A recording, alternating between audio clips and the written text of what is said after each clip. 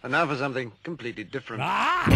Forget everything you've been told by others before. Get ready for the real deal, the full story. Real talk about money, markets, life. Now, it's The Real Investment Show with Lance Roberts, presented by RIA Advisors. And welcome back to the show. It's, of course, Monday as we get the week underway, second week of May. Don't forget that this Sunday is Mother's Day, so that's going to sneak up on you pretty quick. If you're not aware of it, don't forget to call your mom. She'll, Did you know that Mother's Day, by the way, is the second most celebrated holiday of the year? Yeah, right. Christmas number 1, Mother's Day number 2. You know where Father's Day falls? 21st on the list. Father's Day comes after Arbor Day. I had to look up what Arbor Day was, but that's where Father's Day ranks. Just saying. Just goes to show who really has the control in the house is all I'm saying. Anyway, a couple things. Of course, this morning bank stocks are going to be up because there were no failures over the weekend, which was actually some good news that we didn't have any more regional bank failures. Over the weekend, PNC basically cut their dividends, said banking system is fine. I'm sorry, not PNC, PacWest. Cut their dividends, said everything is fine. Don't worry about it. Those stocks are going to be up nicely this morning, of course, after a brutal beating. So, it's not that they're making gains here. They're just recovering some of their losses. But overall, the market was fairly strong on Friday, following that much stronger than anticipated employment report. And in fact, that employment report was the 13th straight beat of employment expectations. So 13 months in a row, employment has beat expectations. That is the longest stretch of employment beats as far as we can track it back. So it is, and not by a small margin either. It is by a tremendous margin that we've had 13 straight months of employment reports beating estimates. Don't know what that tells you. Don't know if somebody's, conspiracy theory says, it's all being manipulated for political gain. But, we'll find out eventually sooner than later because it's all about employment. Employment's all about the economy. So if the numbers are true, well, the economy is a lot stronger than everybody expects. If not, and we're going to get a lot of revisions, we're going to find that out anyway because the economic data elsewhere is going to show up and tell us that. Outside of that, though, markets did rally nicely on Friday. Of course, Apple's report on Thursday evening really gave a boost to the tech sector. We saw both the NASDAQ and the S&P rally almost 2% on Friday. And again, outside of that rally, the week was actually fairly weak. We actually ended lower for the week despite that strong rally on Friday. And it was also kind of interesting because last Thursday and Friday, the week before, we had two strong days that got the market back up near its previous February peak. Sold off Monday, Tuesday, Wednesday, Thursday. Markets rallied on Friday a bit. Kind of hockey stick saved the week. Coming again off that 50-day moving average, retesting that downtrend support. Again, market continues to be very bullishly biased right now, despite all of the major headlines. But importantly, though, the market is just simply kind of trading in a range. And we've been actually just consolidating this advance that we had coming off these March lows really for about the last month or so. Really since the beginning of April, the market hasn't gone anywhere. We've just kind of been trading up and down here, just coming off, testing support at the 50-day moving average, just holding this kind of consolidation pattern. So the initial buy signal that we got, we triggered the sell signal back on about April the 15th. And since then, the market's just been consolidating. We're working off that sell signal. So again, while the market continues not to go anywhere, we have the sell signal, which is limiting upside to the markets right now. But the longer that the market can just kind of hold on to this consolidation pattern, that will allow those kind of buy signals to work themselves off, get the market back to a more oversold condition, and that'll set the market up for its next advance, whatever that's going to be, June, July, August, wherever it comes. But again, the market's just continuing to hold in here very firmly. Really, ever since the beginning of the year, the market's up about 7.5% for the year. Most of that's been led by technology stocks, which is the exact dichotomy of what we saw last year. Last year, it was all about the inflation trade. Energy stocks leading the way, up about 40% for the year. This year, it's the disinflationary sectors, the cyclical stocks, discretionary communications, and technology. Technology and communications both up well over 20% for the year already. So if you just own tech stocks, you're doing great this year. But unfortunately, most investors weren't, because last year, everybody sold their tech stocks thinking that, well, technology was dead because of inflation, and that turned out to be a very wrong call, which is always the case with the markets when everybody begins to think one thing. We always talk about, be careful of kind of the mainstream narrative. When everybody thinks one thing is done or one thing is going to be this way, typically the market does something very different. That's why we wrote in November that, everybody was expecting FANG stocks were dead. We said it's probably not the case. And that's certainly been the case this year, that those stocks in particular have been leading the charge. In fact, the top 10 stocks in the NASDAQ have made up about 90% of the advance since January. So, it's a very, very narrow rally we've had this year, a very defined rally of the stocks that are leading the way. That's not necessarily a healthy market, but it's still a market that is rallying higher here. So just kind of, understand that. But overall, again, markets just really, going back to where we were in February of this year, the market really hasn't gone anywhere. Most of the gain this year came in the month of January. And since then, it's been a lot of news and headlines, but market's really not going anywhere. But that's also a good thing, too, because we've had a banking crisis, bank failures, all those type of things, markets holding in there very well. So all this stuff is getting priced into the market. Recessionary concerns, inflation concerns, Fed rate hikes, bank crisis, all these things continue to kind of get just factored into the market. Market is adjusting for those. The next big events that we'll talk about this morning, of course, we've got the debt ceiling issue coming up. Janet Yellen over the weekend coming out with her typical, end of the world doom and gloom if we don't raise the debt ceiling. Of course, she's supporting the administration in her comments, but we'll talk about why she's wrong about what she said.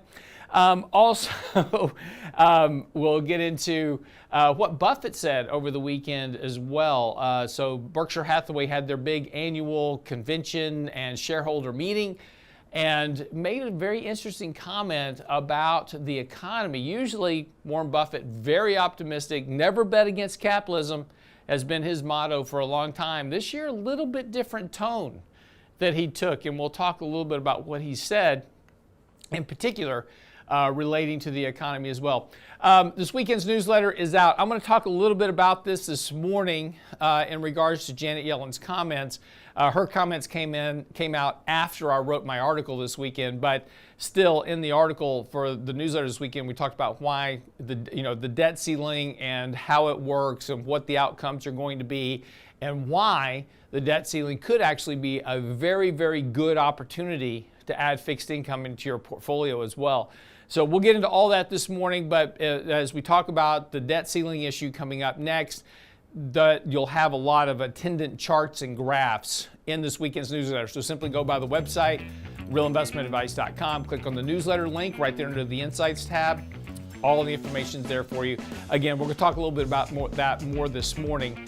But again, that newsletter went real in depth into what the debt ceiling is, how it works, and what the outcomes were, and the fact that, yes, the U.S. has actually defaulted on their debt before. Shocker. I know. It's absolutely shocking, but it happened back in 1979. We'll talk about that coming up here on The Real Investment Show. I'm your host, Lance Roberts. Don't go away.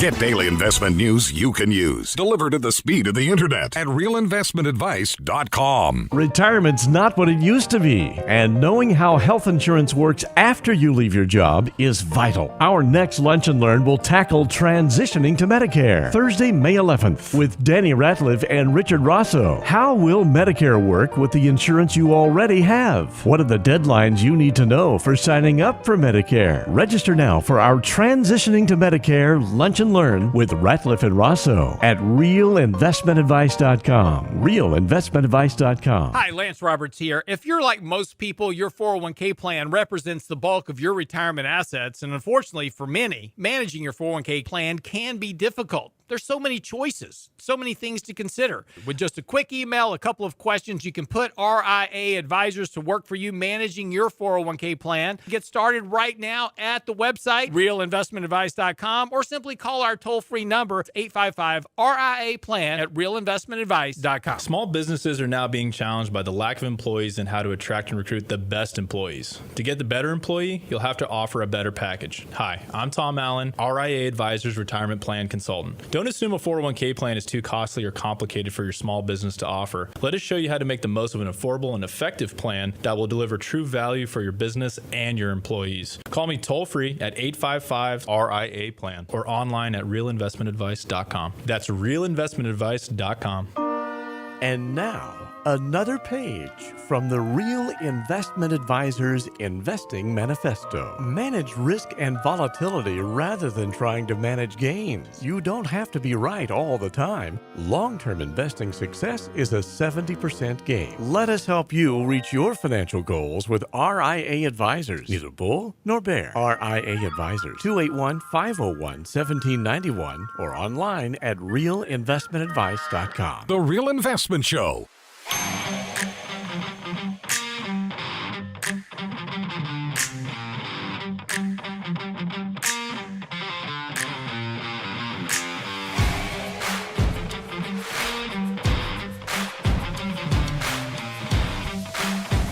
And welcome back to the show this morning. I'm Real Lance Roberts. Of course, it is, like I said, Monday, so just let's get it going for the day.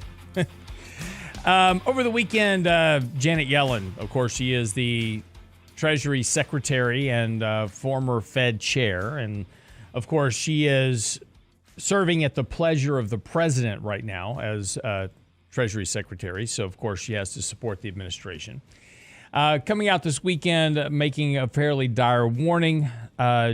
I'll just read to you from the CNBC article here real quick. Treasury Secretary Janet Yellen on Sunday said that failure to raise the debt ceiling will cause a steep economic downturn in the U.S., and she reiterated her warning that the Treasury Department may run out of measures to pay its debt obligations by June. Her quote is, of course, this was on ABC's This Week. Our current projection is that in early June, a day will come when we're unable to pay our bills unless Congress raises the debt ceiling, and it's something I strongly urge Congress to do. Okay, so a couple of things. First of all, is that this is a now almost annual event, is the debt ceiling drama. And in fact, I've got a chart here. Going back to 1979, we have raised the debt ceiling 78 times, 49 times under Republicans, everything else under the Democrats. So it is a bipartisan issue of raising the debt ceiling. There's a lot of calls, of course, as we said before, is that people go, well, I don't even know why we have a debt ceiling if we're just going to keep raising it. Well, at least it requires some conversation. Without a debt ceiling, we would just issue debt willy-nilly and just keep going and spend money. And at least there's something for that momentarily puts a brake on the spending and says, hey, maybe we can get some cooler, rational heads, to think about spending money, make some bipartisan agreements to maybe, slow down the spending a bit.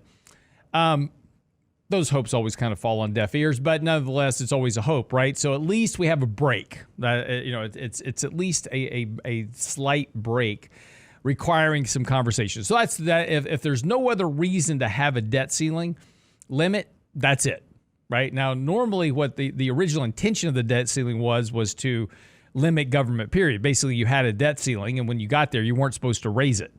You were supposed to say, I'm at my credit limit. Let's cut spending and rethink what we're doing governmentally, and be fiscally responsible. But that kind of fell out the window back in 1979. Anyway, so here we are. So, but the big issue always comes around is every time we get to these debt ceiling debates, it's always, we're going to default on our debt. Okay, so let's slow that pony down for just a minute. We don't need any more deaths at the Kentucky Derby. So Just slow down. Since we're talking about default, there's two types of default. And yes, the government could potentially default on its obligations. It could. It's absolutely a possibility. If there is not an adjustment made to allow the Treasury Department to issue debt, because how do we pay our bills, right? Because we live beyond our means, right? So how do we pay our bills? Well, when we spend all of our revenue, we just had tax day back on the 15th. So we had all this tax revenue come into the government. That's already spent. And we've got all these obligations that we've committed to spending money on, silly things like Social Security, Medicare, Medicaid, prescription drug benefits, interest on the debt. We have all these obligations we have to pay, right? We've got bills just like any other household. You got your cable bill, you got your phone bill, got your electric bill, utility bills. Got to pay those bills. They're going to show up regardless of whether or not you have any money in the bank. And if you don't pay those bills, well, people start shutting off access to your services, right? That's just how it works. Works the same way in government. The only difference in government that you can't do is go print some more money to make up the shortfall between what you have coming in from your income and what you have bills going out. So we're, as individuals and households, we are confined to the amount of income we have and having to at least have some smidgen of a budget in our household. It says, hey, when we're out of our income, yes, we can tap our credit cards, but there's a limit to that debt as well. There's only so much that banks will extend credit to us before they say no. So there's a limit to our spending ability. Well, it's the same way in government. Government has income coming in, we pay our bills, when we run out of money, we issue debt, right? That's their credit card. And there's not really a limit to the amount of debt that we can issue outside of this debt limit ceiling that we're talking about. That's when we have to raise it. We're now needing to ask for a credit limit adjustment for the government. This is very simplistic terms, by the way. So here we are, we're at our credit limit, and Janet Yellen is currently using emergency measures. And what are emergency measures? These are where we borrow from federal pension funds, et cetera, in order to pay our debt. Now, once those funds are depleted, and if the Treasury can't issue more debt because of the debt ceiling limit, then we're going to have to start figuring out some other ways to pay our bills. And that's where the threat comes in. We're going to default on our debt. Well, no, we're not. Because we can fire a lot of government employees, utilize their payroll checks for paying our bills. We can shut down national parks. We can stop funding things like the IRS, which I don't think anybody would complain about. Stop funding the national defense and sending money to Ukraine, etc. We could do those things, right? So there's other monies to get to pay what we call mandatory spending. And this is the big differentiator. The federal budget is broken into two parts.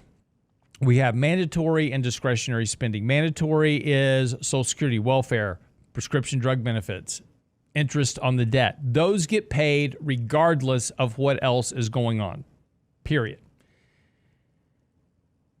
Everything else is discretionary, and that's where we start shutting down national parks. We start firing employees. We start doing all those type of things. Sorry, can't send more money to the Ukraine right now, whether you agree with it or not.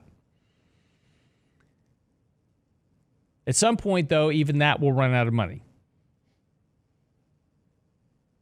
And then the question will be, what gets cut next, right? And that's where the threat of the default comes in. And now, there's two types of default. There is what's called a technical default, and there's what is called an actual default. What is a default? That is when you don't pay your loan, right? So let's just put this in simple terms. You have a mortgage with your bank, and your monthly principal and interest payment come due, and you don't send them a check. You are now in default. Now, let me ask you a question. Does the bank come to your house the very next day and take the keys to your house? No. Why? Well, because you've been a good payer in the past and you've got good credit. maybe something happened, right? The mortgage payment came due on a Saturday and banks weren't open. You couldn't wire the money. Right? You have to wait for the banks to open. Or you got laid off work and you just got a new job and, you're going to make the payment, but it's going to be a couple weeks late. You got to wait to get paid. You're in technical default. Now, in most of your loan documents, corporate contracts, etc., there is a default clause within that contract, which gives you a stated period of time to cure your default. If you are in default, you will accrue some penalty of interest and some payment measure for being in default. But you will have 30, 60, 90 days, whatever it is, to cure that default and get yourself back together before you get into an actual default. An actual default is when you have now refused to pay your debt entirely or simply can't. And that's where people start coming to reclaim their property to cure your default. So what kind of default are we talking about here? Because Janet Yellen says we're going to have this major crisis if we don't pay our debt because, we'll have defaulted on our debt and then that will just cause a major economic downturn. Let's assume that we don't raise the debt ceiling in time.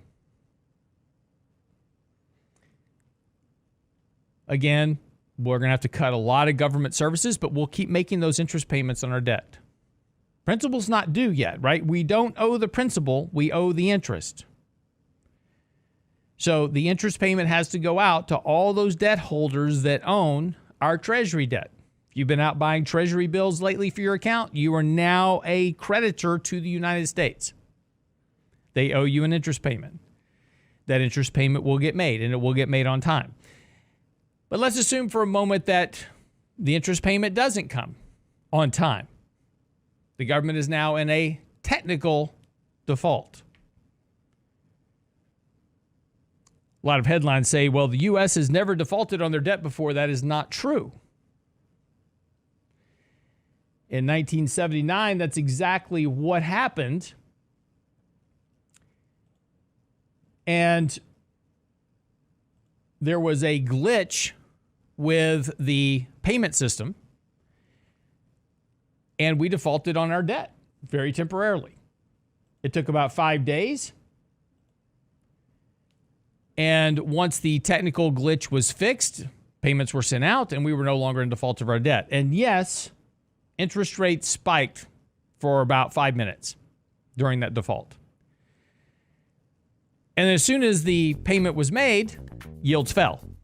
And they fell sharply. In fact, they fell to drastically lower levels as there was a rush to buy the treasury debt again. So while these headlines are great for manufacturing a crisis and getting headlines and making notice, a technical default is vastly different. Not paying our debt for a few days until we get the debt ceiling resolved is vastly different than not paying our debt at all and somebody coming to repossess our country. Very different outcomes. So again, be careful with the headlines. Focus on the action. Come back, wrap this up, talk a little bit about Warren Buffett, what he said at the Berkshire Hathaway meeting as well. Don't go away.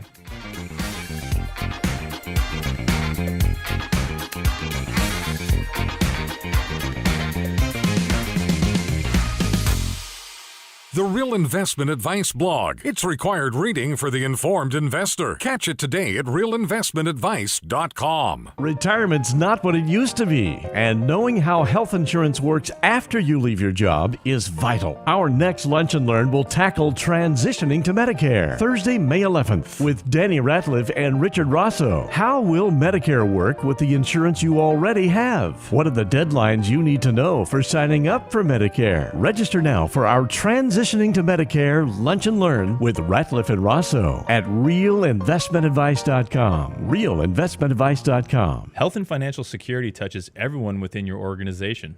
Offering benefits for all doesn't need to be complicated. Hi, I'm Tom Allen, Senior Benefits Consultant at RIA Advisors. RIA Benefits provides independent expertise to find solutions that speak to the mission of your business, the culture you want to establish, and the budget you are able to work within. Book a free consultation with me at realinvestmentadvice.com/retirement, and we'll find a solution that takes care of your most important asset, your people. realinvestmentadvice.com/retirement, realinvestmentadvice.com. You're listening to The Real Investment Show.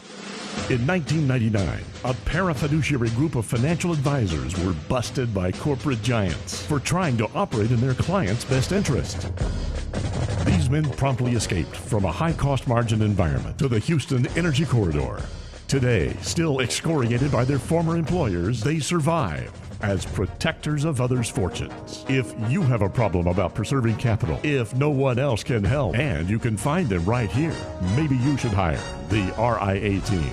Can't catch the whole show now? Listen to our podcast later at realinvestmentadvice.com. What people immediately assume is that people are buying more stuff. The average ticket sale up 11.3% at Home Depot. That's not really the case. My gas tank is only so big, so I buy basically the same amount of gas every single week. I don't buy more gas, but I'm paying more for it. The Real Investment Show podcast. Same show, your schedule. That's inflation. At realinvestmentadvice.com.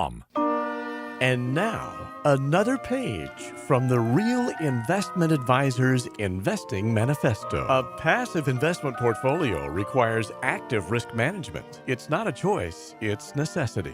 Diversification doesn't protect against risk of loss. Let us actively help you reach your financial goals with RIA Advisors. Neither bull nor bear. RIA Advisors, 281-501-1791 or online at realinvestmentadvice.com. Real Investment Show podcasts are now available from Stitcher Smart Radio at Stitcher.com. Hi, Lance Roberts here. If you're like most people, your 401k plan represents the bulk of your retirement assets, and unfortunately for many, managing your 401k plan can be difficult. There's so many choices, so many things to consider. With just a quick email, a couple of questions, you can put RIA Advisors to work for you managing your 401k plan. It's a quick and easy application. Just simply click Ask a Question at realinvestmentadvice.com or give us a call at 855-RIA-PLAN. That's realinvestmentadvice.com. The Real Investment Show YouTube channel has all our videos ready for your easy access. Now with the new and improved Before the Bell report, Candid Coffee, and Lunch and Learn replays, plus each day's radio show. Subscribe and bookmark our YouTube channel or just click on the show links at realinvestmentadvice.com. You're listening to The Real Investment Show.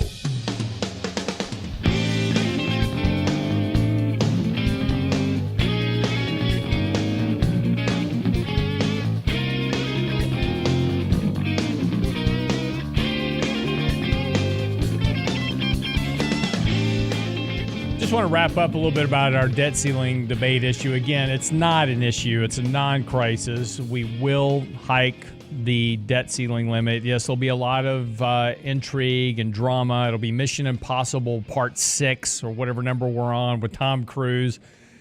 However, there's, in every spy movie, there's always got to be the bomb that's about to explode. And we've always got the ticker, counting down, 3, 2, 1, and the last possible second, right? They defuse the bomb and save the world, and that's what we're talking about here. It'll be drama and intrigue down to the last possible second, and then everybody will come to their senses because nobody really, despite all their tough talk and posturing and positioning, etc., nobody, even the president and even their handlers, and even the president behind the president, the person that's actually running the country, which is always the case, by the way, wants a default, right? They don't want this. It's not good for the country. It's not good for their positions. And it doesn't matter who you want to blame. At the end of the day, the president gets the blame. If we defaulted on our debt, doesn't matter. You can point fingers and say, oh, it was those nasty Republicans, or you can say it was, oh, those terrible Democrats. At the end of the day, the guy in the White House owns it. But that is not good in a year before a presidential election cycle. So this will get resolved. And we'll move on with life.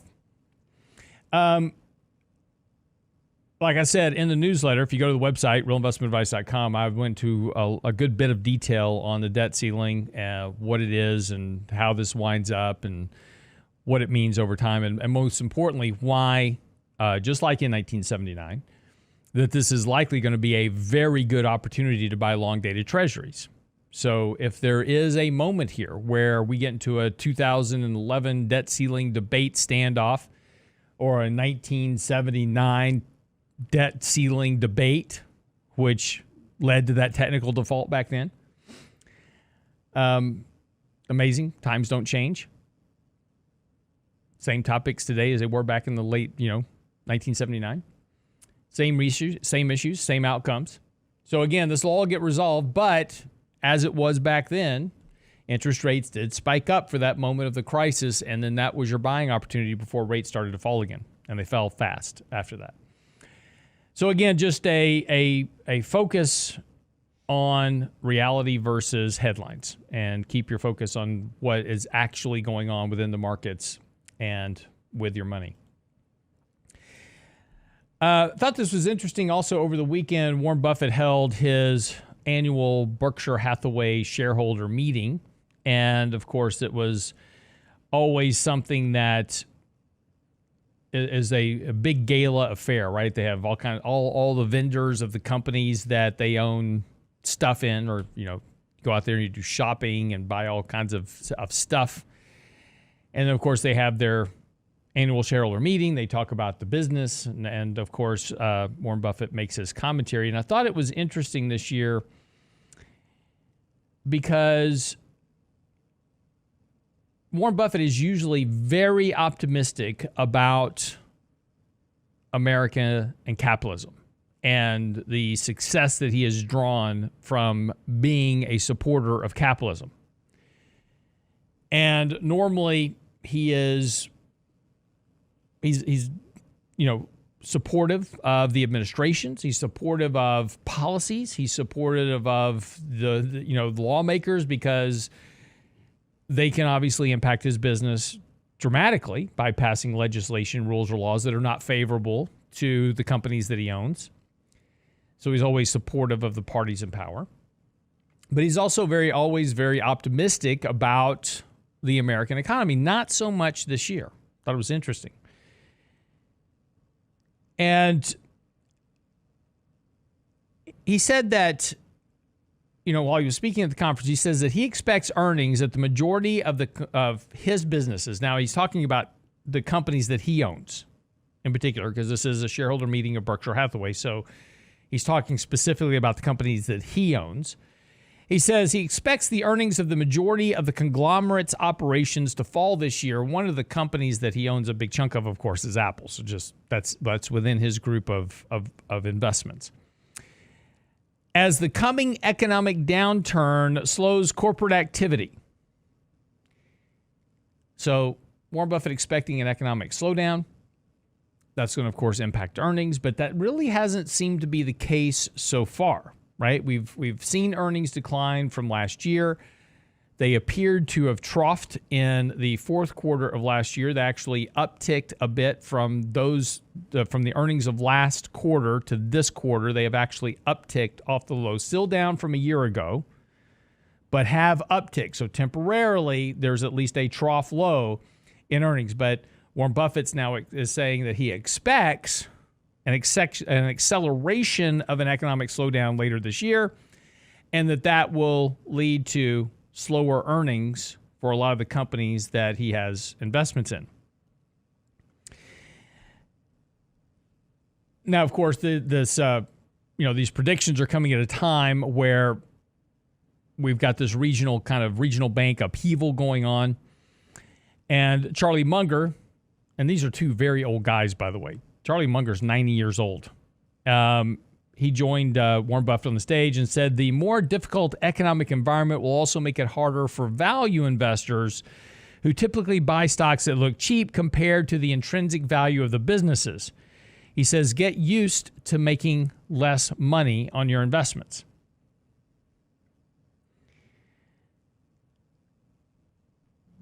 So, it's just kind of an interesting note because, again, we have this real kind of dichotomy going on between the markets and the economic data.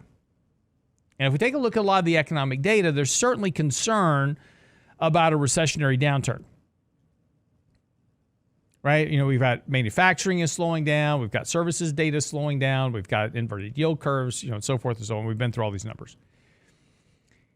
And so there's certainly plenty of signs that suggest that earnings will weaken later this year as the economy continues to kind of slow because of higher interest rates by the Fed.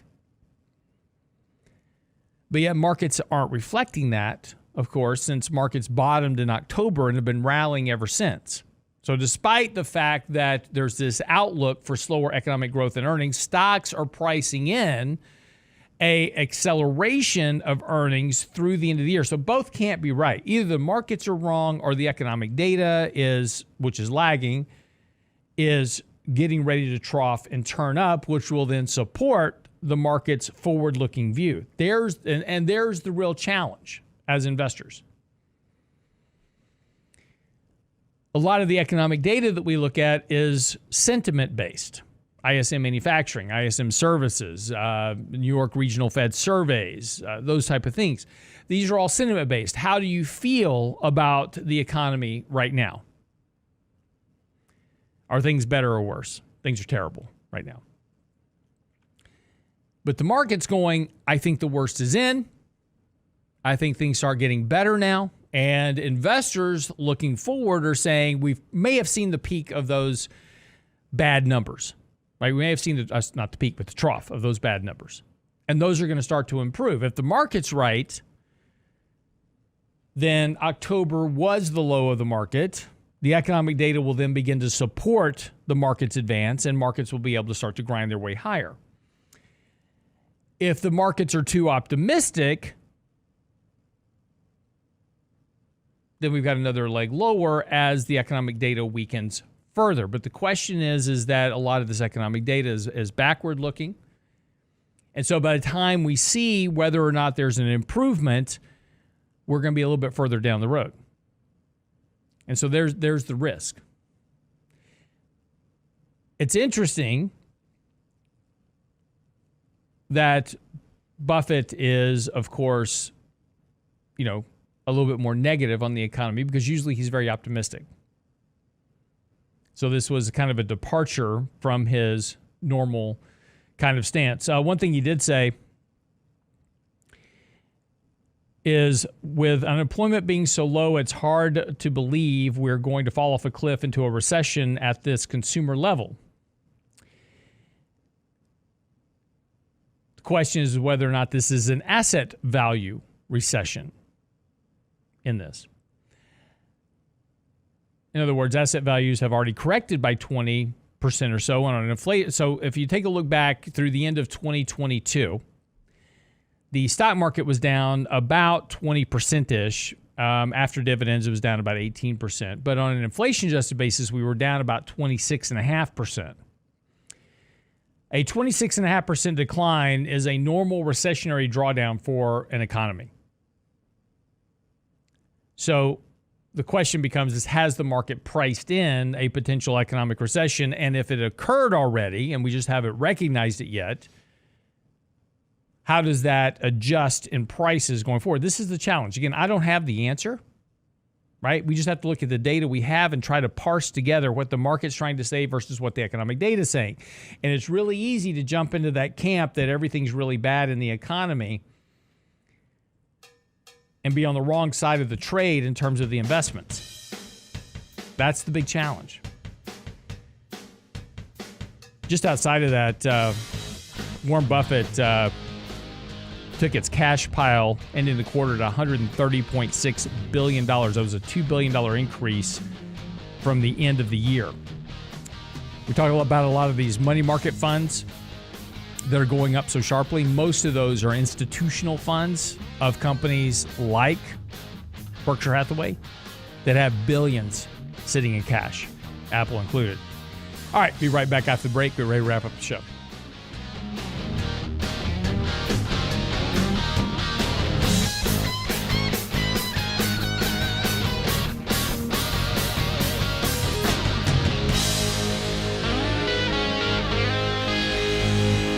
Get daily investment news you can use, delivered at the speed of the internet at realinvestmentadvice.com. Retirement's not what it used to be, and knowing how health insurance works after you leave your job is vital. Our next Lunch and Learn will tackle transitioning to Medicare. Thursday, May 11th, with Danny Ratliff and Richard Rosso. How will Medicare work with the insurance you already have? What are the deadlines you need to know for signing up for Medicare? Register now for our Transitioning to Medicare Lunch and Learn with Ratliff and Rosso at realinvestmentadvice.com. realinvestmentadvice.com. Hi, Lance Roberts here. If you're like most people, your 401k plan represents the bulk of your retirement assets, and unfortunately for many, managing your 401k plan can be difficult. There's so many choices, so many things to consider. With just a quick email, a couple of questions, you can put RIA advisors to work for you managing your 401k plan. Get started right now at the website, realinvestmentadvice.com, or simply call our toll-free number, 855-RIA-PLAN, or again, simply online at realinvestmentadvice.com. Health and financial security touches everyone within your organization.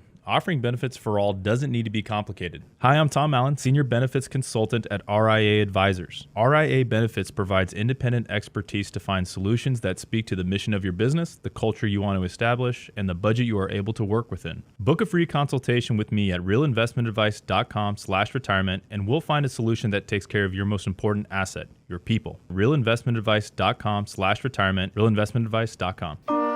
And now, another page from the Real Investment Advisors Investing Manifesto. Bulls win in bull markets. Bears win in bear markets. Eagles soar above and take advantage of opportunity. Let us help you soar as you reach your financial goals with RIA Advisors. Neither bull nor bear. RIA Advisors, 281-501-1791 or online at realinvestmentadvice.com. The Real Investment Show.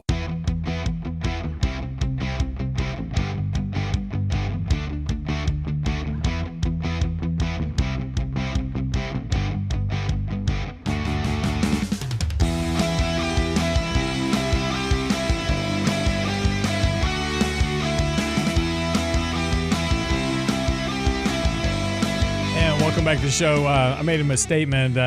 CNBC had noted that Charlie Munger was 90 years old. He's actually 99 years old. He was born in 1924. So it just goes to show you that if you want to live longer, keep your mind busy, right? Warren Buffett, by the way, is 92. They keep talking about succession, but they're still here. They may outlive both of us, so we'll see.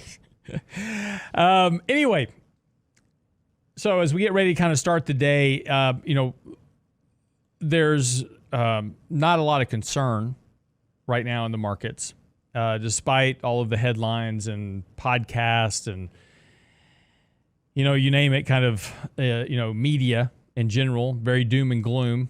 But yet the markets continue to functionally operate. Over the weekend, of course, a big sigh of relief, no bank failures. Take what we can get. So market kind of futures are flattish this morning. S&P's up about 7. Dow's up about 67 right now. 10-year yield's up just a smidge to 3.48. But again, this has just been kind of a wait-and-see market right now. Again, we still have quite a few earnings today. We have Berkshire Hathaway is actually reporting earnings today after their meeting this weekend. We still have several big companies in the index coming out. NVIDIA is still due to report earnings. Everybody will be closely watching that company for comments about artificial intelligence.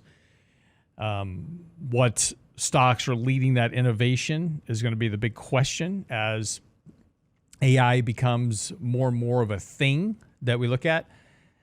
It's interesting, of course, it's always not very long before somebody comments that, yes, AI will displace jobs, but that means those people that lose their jobs can just go get other jobs. That's always the case. If you take a look at employment as a function, the vast number of jobs that have been created since the pandemic lows are in fast food, service-related industries, lower wage-paying jobs. These aren't higher wage-paying jobs that we're creating. In fact, yes, we are creating some jobs in those areas, but not as many as we're creating at the lower end. And so the question becomes is where does AI fit into this and what happens to those jobs. That's always kind of the big question. And so you have to think about that for a moment. We just wrote an article recently about the problem with minimum wage isn't just paying higher minimum wages to one group of people. It's the escalator effect of minimum wage. You increase the minimum wage to the minimum wage crew. Well, if you increase them from say 7.5 to 15, there are people making $15 an hour. So now you got to move them to 20. And the guy that was making 20, you got to move him to 25, so forth and so on. And that increases the cost of labor for businesses. And so the option, and California found this out when they hiked minimum wages to $22, restaurants either went out of business or they automated it. McDonald's created a fully automated McDonald's, right? There's no employees. It's all robots. So think about the function of when you combine robots with artificial intelligence. So now I drive up to a McDonald's window or I walk inside and there's a kiosk and I just say, yeah, give me a quarter pounder with fries and a large drink. And it says, thank you very much. Here's the amount. Scan your debit card and out on the tray comes your food. Half of McDonald's is self-serve anyway. They hand you a cup, you fill up your own drink, right? So, it's not unfeasible to replace the vast majority of restaurant workers with both a combination of self-service and artificial intelligence. So now, okay, so let's just run with that for just a moment. Where does that person get a job? They're not going to go out and be a lawyer, right? I mean, they have a specific skill set. They've got an education level. They are at some point in their life that they're working at these jobs. Probably most of these, most of the people that you encounter in restaurants are what? They're younger, right? They're in college. They're waiting tables, doing whatever it is to pay their way through school, make some extra money, summer job, summer work, those type of things. So hopefully they're going to school, and when they graduate, they've now got a degree, and so they now have a degree as being a lawyer. Congratulations. You're now amongst the proud few lawyers that are out there. Unfortunately, AI is now will potentially displace lawyers. AI is now passing the bar exam. So you were planning on being a lawyer, but now AI has displaced that job because we don't need as many lawyers because AI can now do the research, they can write the briefs, they can do all the things that, lawyers' assistants, et cetera, were doing, paralegals, et cetera. Those jobs now gone. So what's that person going to do? So the paralegal says, well, I was going to be a paralegal, so now I guess I will go be a real estate agent. Well, AI is going to replace a lot of real estate agents. Okay, so I can't be a real estate. So the question is ultimately, where does that job go? Because the difference between just robotics, which was the initial concern, remember when robotics were starting to take over manufacturing jobs in auto plants, people were saying, well, they'll just go get a job doing something else. And sure, they will. But will that job be a higher paying job? Will that job be a more productive job?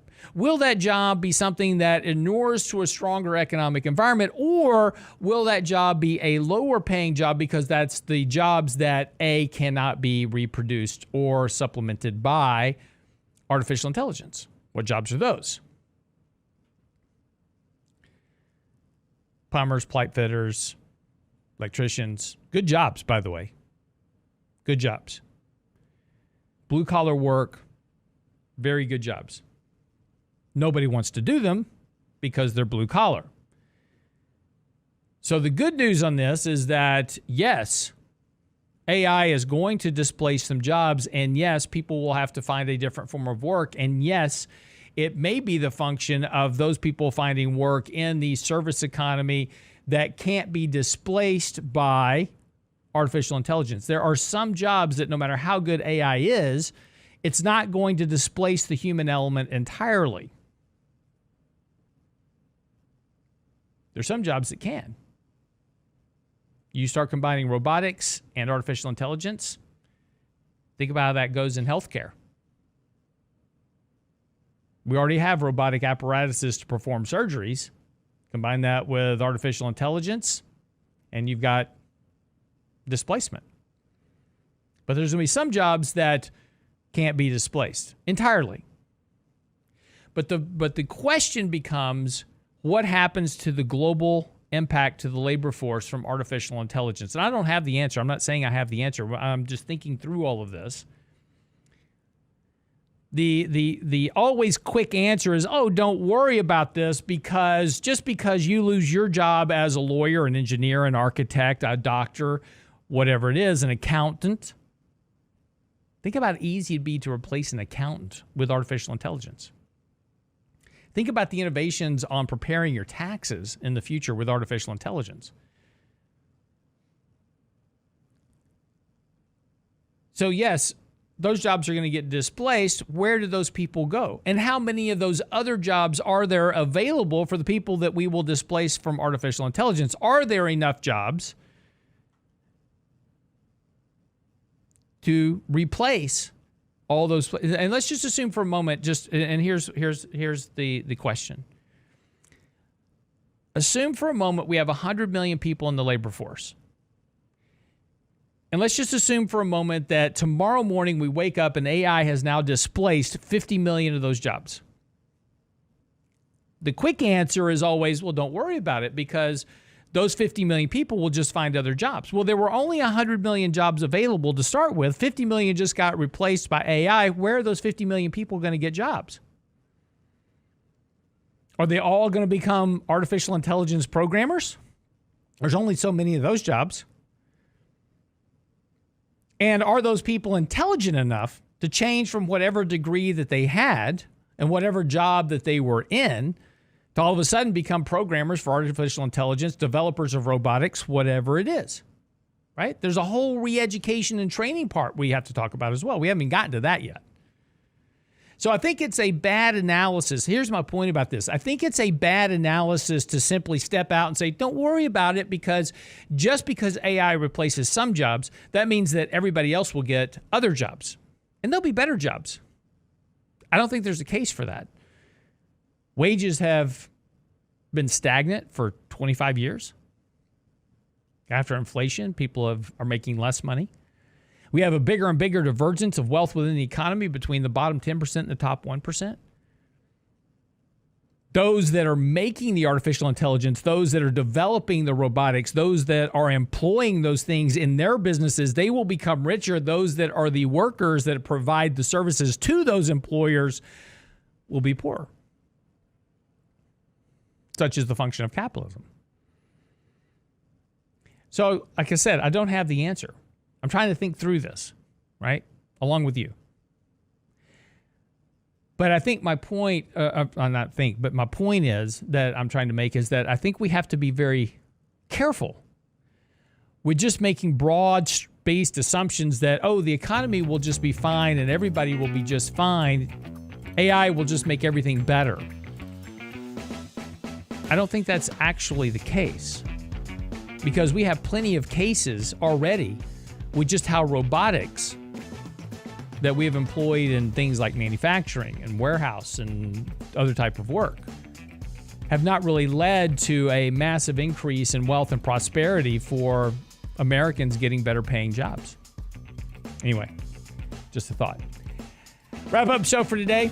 Be back tomorrow, of course. We'll see how today works out. We'll get you an update tomorrow, and keep a watch on this whole banking issue as it continues to unfold.